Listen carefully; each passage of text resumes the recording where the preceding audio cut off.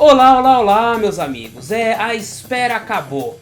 The Batman, o novo filme do Homem-Morcego, dirigido por Matt Reeves e estrelado por Robert Pattinson, já está nos cinemas e você pode conferi-lo neste momento.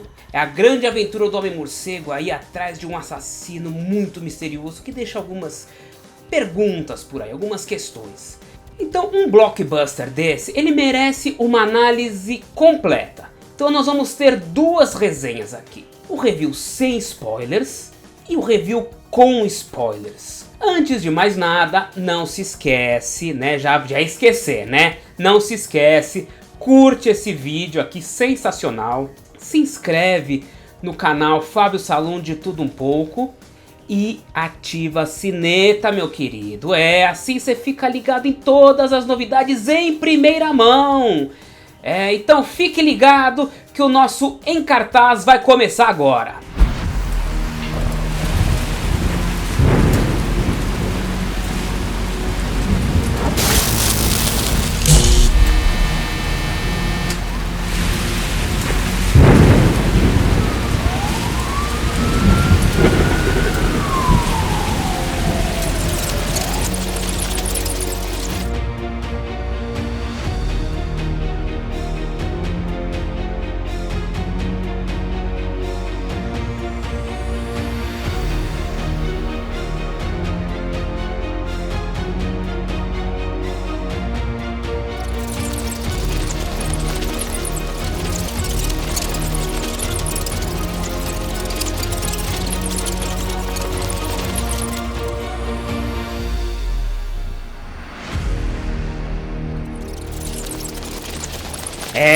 Agora tirem as crianças da sala, porque nós vamos trazer spoilers. Vamos discutir sobre The Batman com todos os seus detalhes. Então olha aqui, ó. Se você ainda não viu esse filme, você está avisado. Sai desse vídeo, vai ver o vídeo sem spoilers, que também tá muito bacana. E lá a gente traz uma visão geral sobre esse filme. Senão você fica aqui por sua conta e risco, tá bom? Tá avisado. Batman, como eu já falei anteriormente, é um filme de caçada, né? É um filme que busca aí em que o Batman ele desenvolve o seu lado de detetive, ele procura fazer jus a sua alcunha de melhor detetive do mundo. Ele procura, mas ele não faz muito. Você vê que os principais mistérios do filme, eles ou são resolvidos pelo Alfred, ou eles são atirados praticamente na cara do Batman. É um filme que ele se baseia assim muito no longo Dia das Bruxas, no ano 0, ano 1, ano 2, mas é um filme que copia descaradamente um outro filme, que é o Seven. Não tem como você falar desse filme, falar de The Batman, se você não falar de Seven, porque é a mesma estrutura de filme. Né? Só que aqui você substitui o Brad Pitt, o Morgan Freeman, pelo comissário Gordon e pelo Batman. Só que a grande diferença, o que muitas vezes é um grande atrativo num filme desses, de caçada, de serial killer, é você não saber a identidade do serial killer, você não fazer ideia, e aí você talvez tentar descobrir pessoas, um personagem que você não imaginava. Nesse filme não, você sabe desde o começo que é o Charada, o Batman não sabe, claro. A gente não sabe quem ali é o alter ego, quem é a identidade do Charada e as motivações dele, mas a gente sabe que é o Charada. Ao contrário, por exemplo,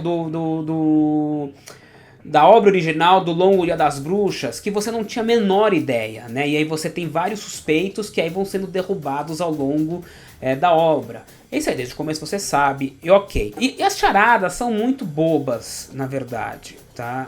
Eu acho interessante essa questão, o plano do Charada é muito interessante, né? Ele tentar desnudar a corrupção em Gotham City, então ele começa a ter como alvos aí grandes figuras, que são figuras políticas, que também estão envolvidas com crime organizado. Então você tem desde o prefeito, o comissário, o promotor, o próprio Falcone, e aí, por fim, o único alvo que ele gostaria de atingir não conseguiu, que é o Bruce Wayne.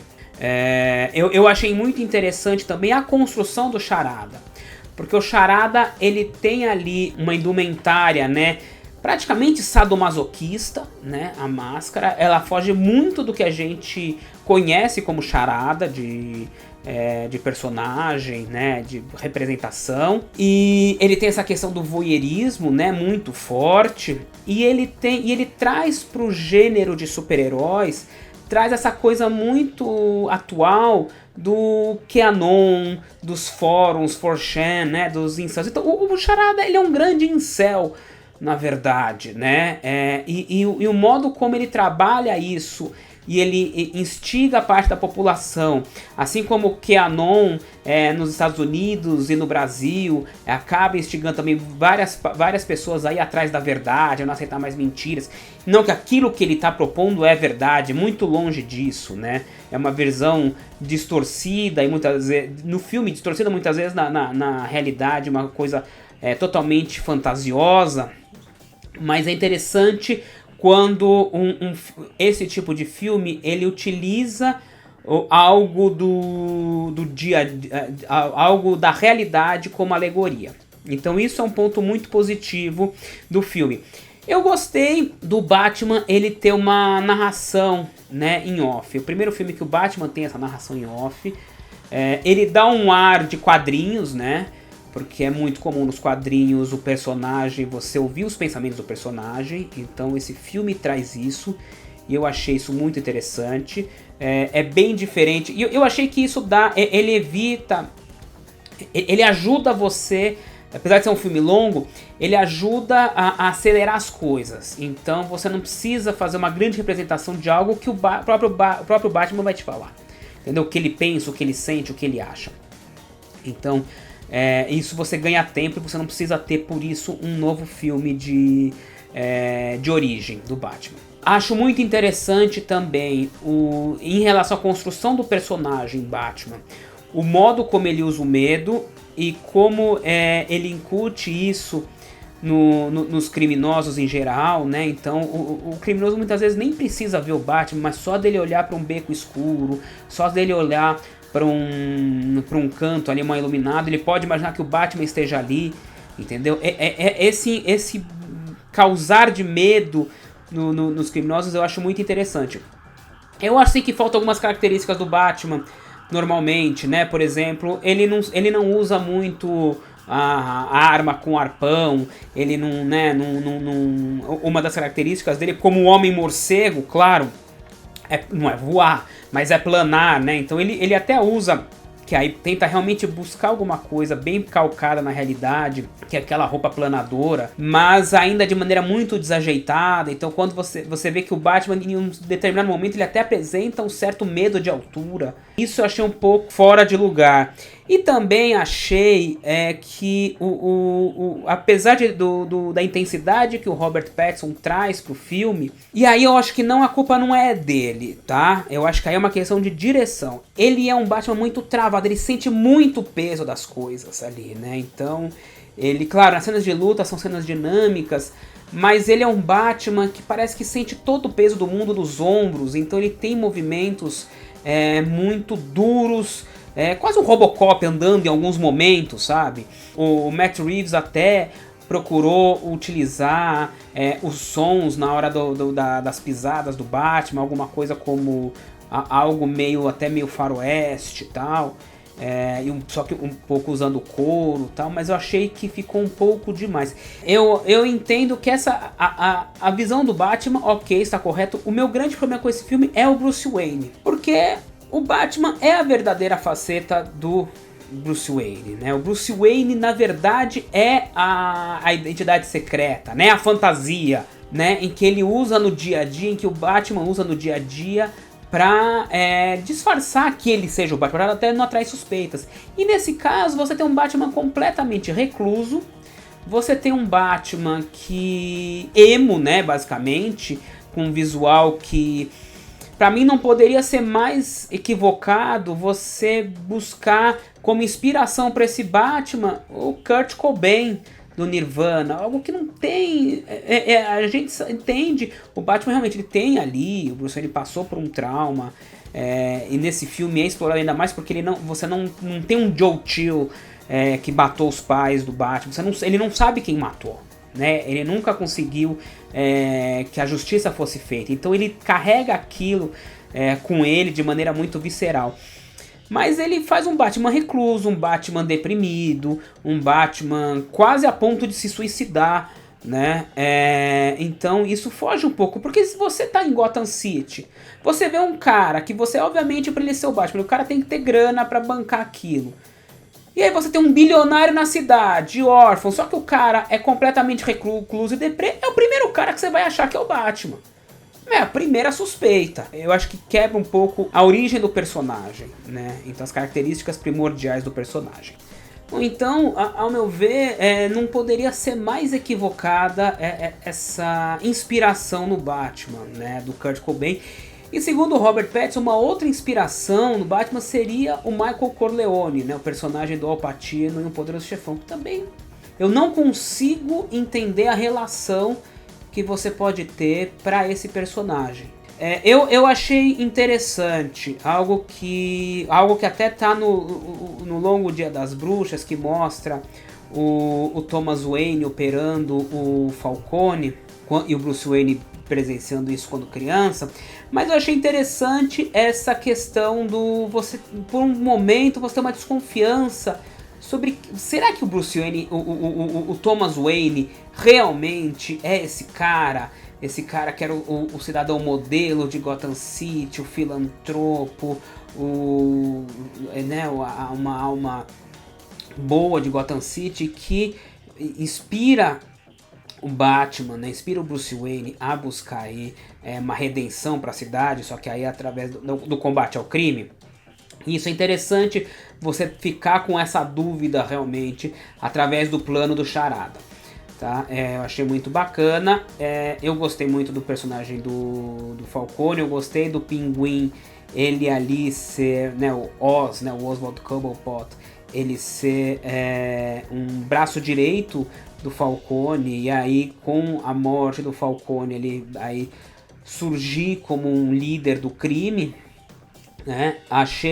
Gostei muito do enfoque adulto do filme, e não estou falando só sobre a questão de uso de palavrões ou insinuações sexuais, tal, mas achei interessante você tratar, você pegar o que o Christopher Nolan fez e dar um passo além, né? Em trazer essa questão da corrupção policial num ambiente como o Clube 44 Graus, né, se não me engano, o clube dentro do clube lá, do Clube Iceberg do Pinguim. Então achei interessante que aí você traz alguns assuntos, né, como eventual tráfico de mulheres, exploração e tudo mais. Então achei que dá um peso maior ao filme, um pé mais forte no chão. E aí, apesar da o meu pé atrás com algumas coisas desse Batman, tá? Das escolhas que foram adotadas para esse filme, para esse personagem, eu acho muito interessante o arco dele. Então ele surge, claro, ali ainda um herói em formação, né, no seu segundo ano, ele se identificando com uma vingança. E aí ele percebendo que basicamente muitas das ações dele podem, ao invés de não ajudar a cidade, podem piorar, porque dá origem a vilões, né? Você tem sempre esse dilema do Batman, que ele cria os próprios vilões. A maioria dos vilões que surgem por causa do Batman, né? O Coringa, por exemplo, é um exemplo disso, né? Mas realmente você, nesse filme, ele tratar com isso, ele lidar com essa consequência dos seus atos, né? Então você tem ali o Charada, que é um incel que realmente ele se inspira no Batman para fazer algumas coisas. E até interessante como o filme brinca, você a princípio, quando o Charada é preso, você imagina que ele sabe que o Bruce Wayne é o Batman. E tudo leva a crer que ele sabe, mas aí no final você percebe que não, que ele não sabia. É muito interessante esse ponto. Como o plano do Charada funciona ao final do filme, né? Apesar de alguns furos que existem, como ele funciona a partir do momento em que ele inspira outras pessoas, a partir dos fóruns que ele utiliza, né? Como ele inspira outras pessoas a dar seguimento ao trabalho dele. E aí lembra muito aquela questão da revolta, da invasão no Capitólio. É interessante como o filme ele brinca um pouco, ele pega um pouco da realidade para ser utilizado na sua história. Mas é um filme muito longo. É um filme que tem muita coisa, e muita coisa que não precisava, então, e você não consegue desenvolver muito sobre isso. Você não consegue desenvolver muito sobre o plano de renovação do Thomas Wayne, sobre essa história do Batman, na verdade, o Bruce Wayne não residir na mansão Wayne, ela ter sido doada para um orfanato e depois isso ter se perdido, ela ficar abandonada, e aí o Bruce Wayne morar numa torre, na verdade em frente ao parque. Mas achei muito interessante o fato da Batcaverna basicamente ser uma estação, basicamente uma estação de trem, de metrô abandonada embaixo da Torre Wayne. Achei bastante... É muito mais plausível do que uma caverna embaixo de uma mansão. Mas achei que o filme é muito longo. E é um filme que traz muita coisa. Por exemplo, a questão do... Eu acho muito mal resolvida, muito jogada. A questão da Selina Kyle ser filha do Falcone, a relação com a mãe dela. Achei de uma preguiça enorme a gravação do celular da Ana... da amiga da Selina Kyle, que basicamente gravou toda a morte dela, entendeu? Aquilo foi uma preguiça enorme, sabe? De roteiro. Achei também a questão do El Rata Alada, toda essa investigação, achei um pouco boba, porque Batman, um dos grandes xingamentos dos vilões dele é chamá-lo de rato com asas, né? O morcego. Então essa coisa de El Rata, La Rata, e aí ele tentar inúmeros animais até chegar ao morcego. Então achei meio... né, na verdade, poderia ter partido do morcego e aí ir pro Falcão, do Falcone, né? Então não pro Pinguim. O Pinguim não tinha nada a ver, pombo correu com o Pinguim, uma coisa meio viajante. E aí me parece sempre que o Batman e o Comissário Gordon sempre muito atrás do Charada nas suas pistas, nas investigações, apesar de às vezes algumas dicas serem até fáceis. O grande mistério que tem, que é os códigos, quem decifra é o Alfred, não é o Batman, que foi o maior trabalho ali intelectual, porque ele era um ex-agente da MI6, né, que é o Serviço Secreto Britânico, mesmo do James Bond. Mas como eu disse, eu gostei de uma coisa, eu gostei foi do arco do Batman e no final... né, ele se transformar na esperança, né? Ele vê que não é a vingança que ele inspira nas pessoas, né? E sim a esperança. Então, quando ele lidera e começa a ajudar o resgate das vítimas do Gotham Square Garden, né, do atentado ali dos seguidores do Charada, eu acho muito bacana isso. Eu acho que dá um peso diferente e aí abre um caminho diferente para esse personagem, né? Um caminho aí de crescimento, e aí você ter talvez um enfoque diferente. E aí quem sabe talvez tenhamos um Bruce Wayne um pouco mais após saber sobre a verdadeira origem da morte dos pais dele, entender melhor o seu papel como herói e não só vigilante.